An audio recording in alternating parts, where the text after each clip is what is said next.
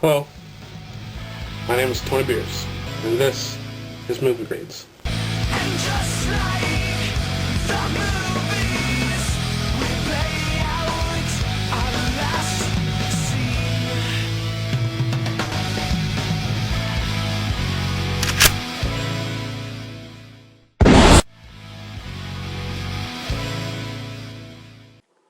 Scott Lang, reformed criminal released from San Quentin prison, gets a second chance at life from Dr. Hank Pym. Hey everybody, Tony Beers here again, and I'm with Audrey Stud. And Jason Case. and this is Movie Grades, and this time we're doing a review of Ant-Man. Yay! Yay! Now, with Ant-Man, I'll go ahead and say it, I like this movie a lot.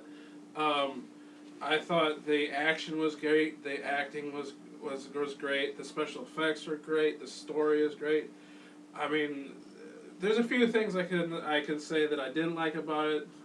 I'll say that the villain was kind of weak. You know, I bought him as a businessman, but not really a threatening villain. And I would prefer to have seen him more in the yellow jacket armor and have more of a hero villain fight.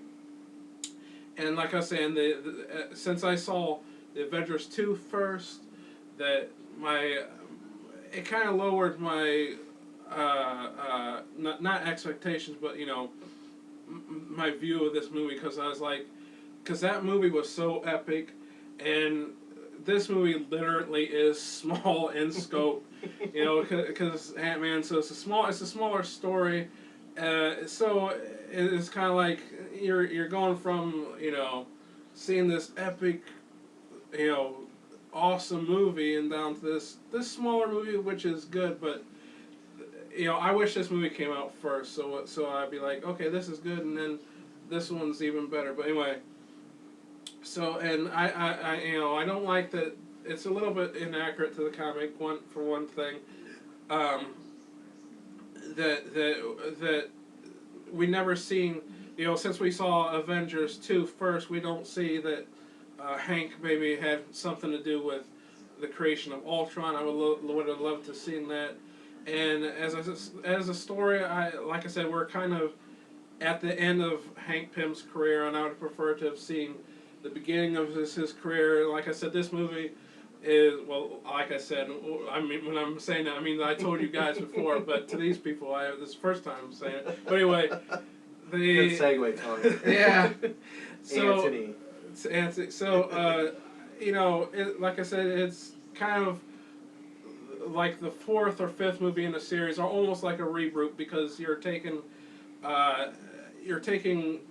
the older Ant-Man and he's passing the torch to this newer generation, and I would have preferred a more traditional way of doing that, a more linear story, and this is we're picking up in episode 10, instead of episode 1, which it's fine for what that was, but I prefer it the other way. That's and anything that I say bad is basically just nitpicking. I mean, Not you. so I've heard worse, trust me. So Nitpick or the ant picks? ant picks. Ant Okay. picks. So, anything I have to say bad about it is really minor. So, Yeah. but okay, what do you have to say, Jay? Well, like I said, I enjoyed this movie a lot. This is the second time I saw it. I told you guys that. I didn't ruin it for you. No.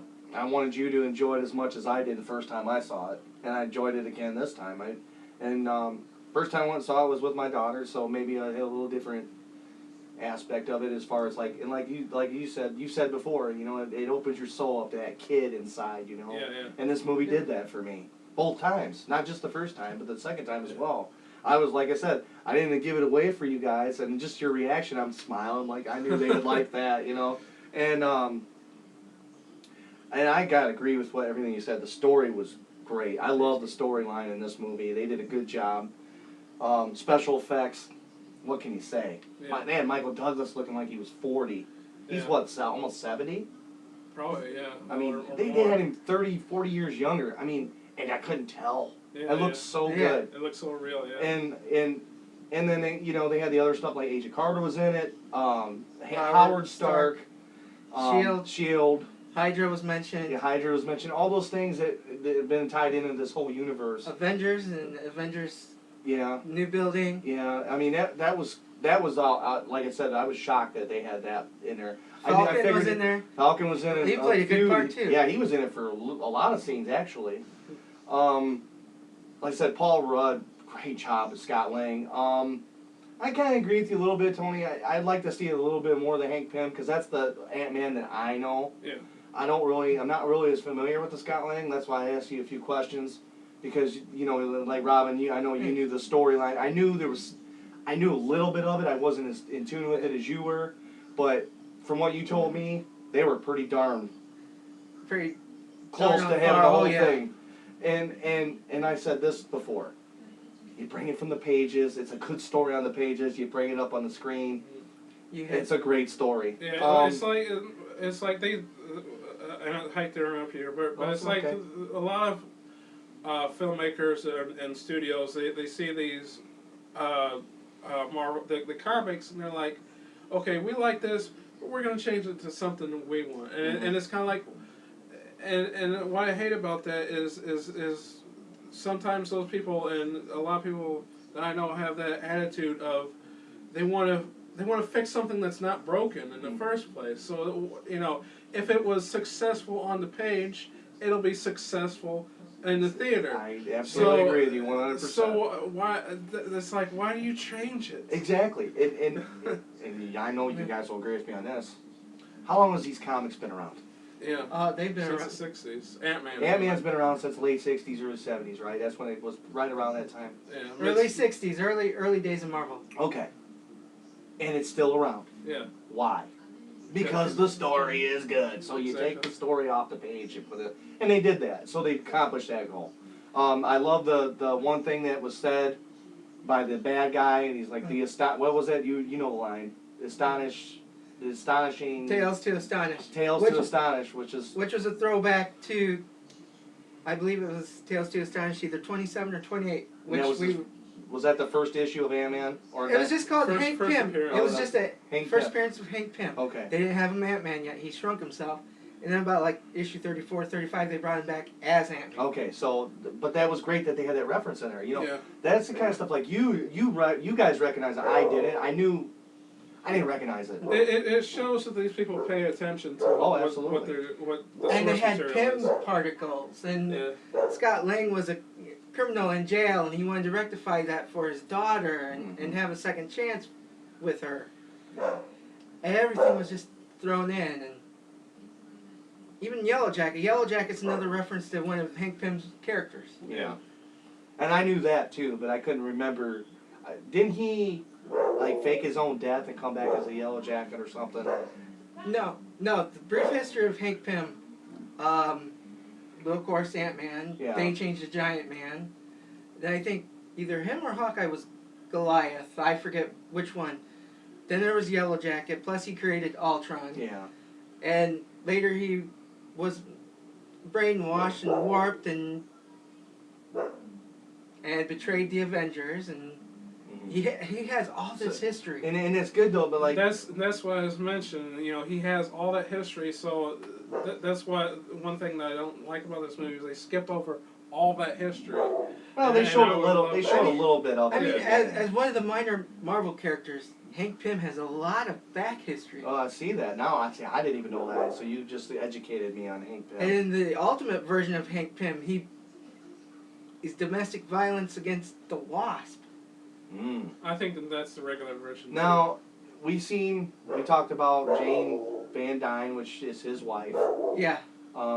And you said they were married in the comics. I do remember them being married or something like that. And you said you thought that they had a daughter.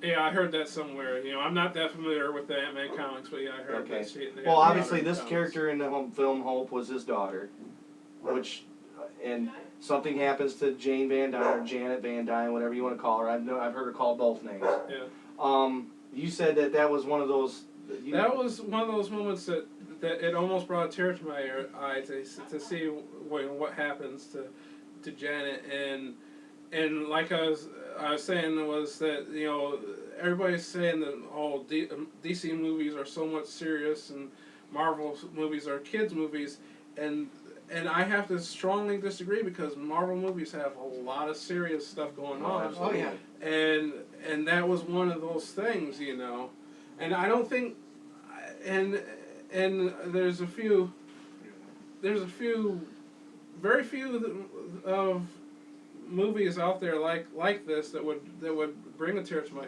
eye like that, you know. So She died heroically. yeah, very. Yeah, like we've already, you know, we stated that, like, that she, you know, What better way for a hero to go out? exactly. But her, and then I like that too. That was in a part of the story that Hank and his daughter didn't get along because he didn't tell her the truth about what happened to her mom, because he was afraid that she would want to be a part of that world. Yeah. And I think that's a lot of that. And there was other aspects in there that were along those lines, and like, I think she, when they actually had that moment where he told her the truth of what happened, that was like, okay, now I understand. That was the why breakthrough. That was the breakthrough. I understand why you did what you did, Dad. Yeah. You were saved. He's like, I tried to protect you, and she's like, now I know. Am I breaking up a moment? Yeah, that was good. That was good. And again, the humor was perfect in this movie. There wasn't too much. There wasn't I mean, I like the humor. Again, like with Guardians, there was a lot of humor in Guardians that I enjoyed, and it was perfect with the movie. And this had the same tone. Oh, something too with the different type of ants in the movie. Yeah. Yeah. Ones with electricity. You had the fire ants that can actually do construction. I mean, they were that raft in the movie. Yeah, that was cool.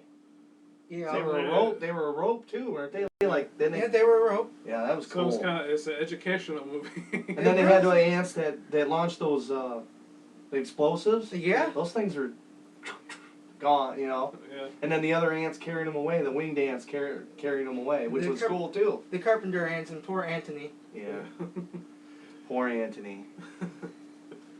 We that's like our thing for Tony here, or Anthony, whatever you want to call him. Yeah. There's a particular ant that was Scott Lang's favorite, named Anthony, and I'm not gonna say what happens, but it's a little sad. Yeah. I was a little sad when something happened to him, but or they give the appearance that something happened to him. It didn't really show, but like I said, I really, that whole thing with the ants I thought was so cool. They did a real good job. CGI with him being small and going through carpets, like you said. Yeah, that was cool. And then being in that bathtub was cool too. It's like, here it is, you know, we look at it's a little bathtub with a little water in it. Him, it's a huge tidal wave. You know, that was cool too, you know. You know, So. and a shout out to Thomas the Tank, too. Oh, yeah. Yeah, Thomas the Train. Thomas the Train. Yeah, you said Thomas the Tank. Oh, I sorry. think it is Thomas the Tank Engine. Oh, well, I don't know. I don't know. The little guy with the eyeballs. Yeah. Thomas the Train, Thomas the Tank. Yeah, that was cool that he was in there. Oh, and I don't know if you noticed, you know that bunny that he gave to her as a gift? Did you recognize that voice? No. It was SpongeBob's voice. Tom Kenny. Really? Tom Kenny did the voice of the rabbit on there. Wow. That was pretty cool, too. Yeah. Segway, Motor City Con panel. There you go. Watch that video, too. So, obviously, like I said, I like this movie a little bit better than you guys. I still say, like you said, it's a small movie in a big universe, which it is. Yeah. But I still think it holds its weight right up there with all them other ones. Oh, I mean, it does. and me and you had the same viewpoint on it. I didn't have really high expectations. I didn't have low expectations for it, but I was kind of like, oh, it's Ant-Man. It's okay. He's gonna have some ants to help him out, and he can shrink. And I didn't have a real big, you know, what do you call it? Just I didn't have high expectations. No. And when I'm watching it, I'm like, man, you know, it just blew me away. It was so much better than I thought it was going to be. And it just, and like I said, my inner child was smiling, my adulthood was smiling, my soul was connected, of smiling both in and out. And it was, like you said, fun movie. And the story was good, the characters were good, and I just liked it. I thought it was a great movie. The human element was definitely there. The human element was definitely there in our hero, and both of them, Hank Pym and Scott Lang, you know, Oh, yeah. and again, we got into that human element thing. Hank Pym quit being Ant-Man because of the human element. Mm-hmm. Because he lost someone that was dear to him. Mm-hmm. And that's not character development there. Yeah, You know, exactly. you know, and again, like I said, those things are all great about this movie. And like my wife's not a big comic book fan, or she wasn't like for Guardians or nothing. She watched Guardians and loved the movie. I think she would enjoy this movie. Yeah. And it's good that somebody who's never heard of Ant-Man until this could go and enjoy this movie and like, man, this is a really good movie, and not even know the history of Ant-Man like we do, or like you guys know it better than me. Yeah. And I've said this before, and I'll say it again. That's a part of a good movie that the common person could enjoy it as well as the fanboys. Oh yeah. That's you guys and me. and it's hard to get that kind of ground like that. And Marvel keeps doing it time after time after time after time.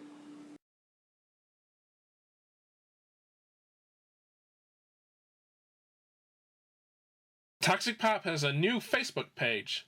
Like it to see pictures and keep informed about our upcoming events and videos. A link is in the description. Go to www.facebook.com/toxicpop1.